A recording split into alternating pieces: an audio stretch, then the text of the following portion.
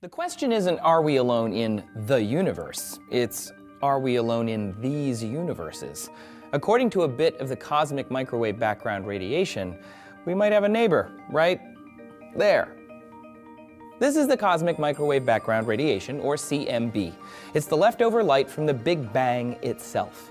It's the furthest light from us in the visible universe. In fact, it's everywhere you look. If you could see it, which you can't because it's in the microwave spectrum. It would glow everywhere, and it is constantly all around us. But it's super low energy because, again, it's been around since the beginning of the universe. Over time, we've taken the CMB's temperature and mapped it in increasing detail, and in doing so, we found something curious.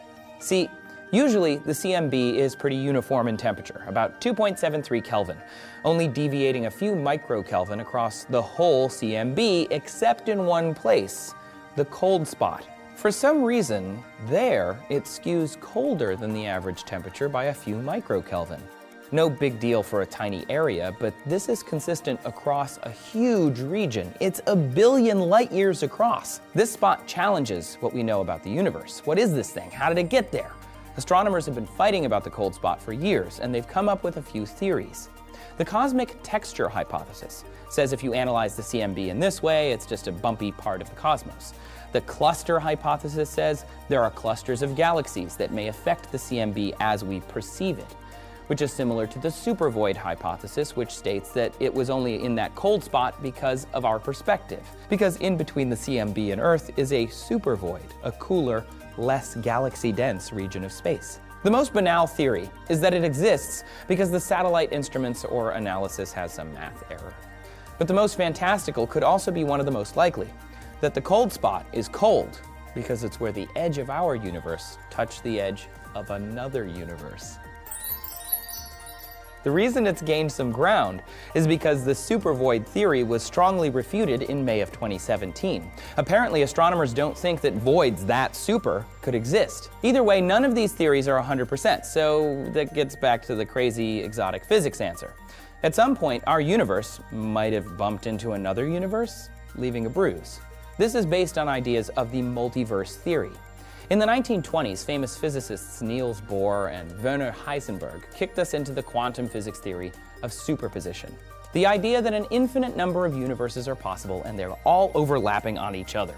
But because we're observing the universe, we can only see one of them. So think of Schrodinger's cat, the cat in a box with a vial of poison that could break at any time. This thought experiment wouldn't be an issue because of superposition. There's no observer, so the cat is both alive and dead in two separate universes. This isn't a huge deal for quantum mechanics, but earth-shattering for regular physics in our observable universe. Obviously, I'm simplifying a lot here for the sake of time, but it's all very confusing. Suffice it to say the math does work. But if infinite universes are out there, how could one universe even physically touch another universe anyway? There are a lot of questions, and there aren't really a lot of answers. Some people even say it's impossible to prove, while others say the whole thing is unprovable, period.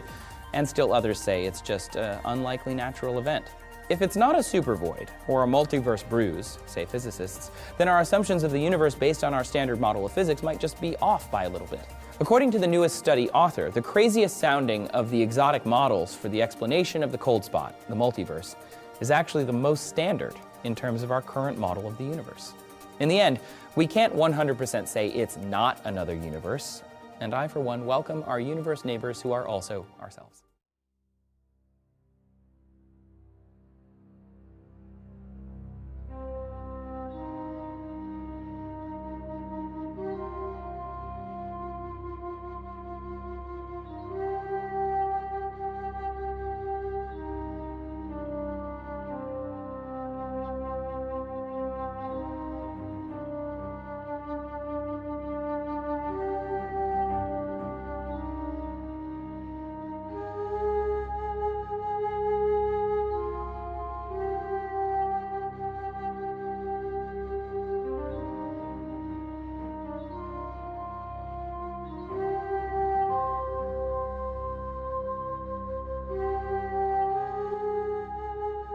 Join me, and I will complete your training. With our combined strength, we can end this destructive conflict and bring order to the galaxy. I'll never join you! If you only knew the power of the dark side. Obi-Wan never told you what happened to your father. He told me enough. He told me you killed him. No. I am your father. What the fuck? No. No, no.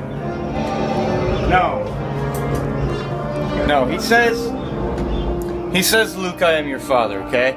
I've seen this movie 500-600 times, okay? He says, Luke, I am your father, alright? And it's not magic mirror on the wall, it's mirror on the wall. What the hell's going on? It's a Mandela effect. Wake the fuck up.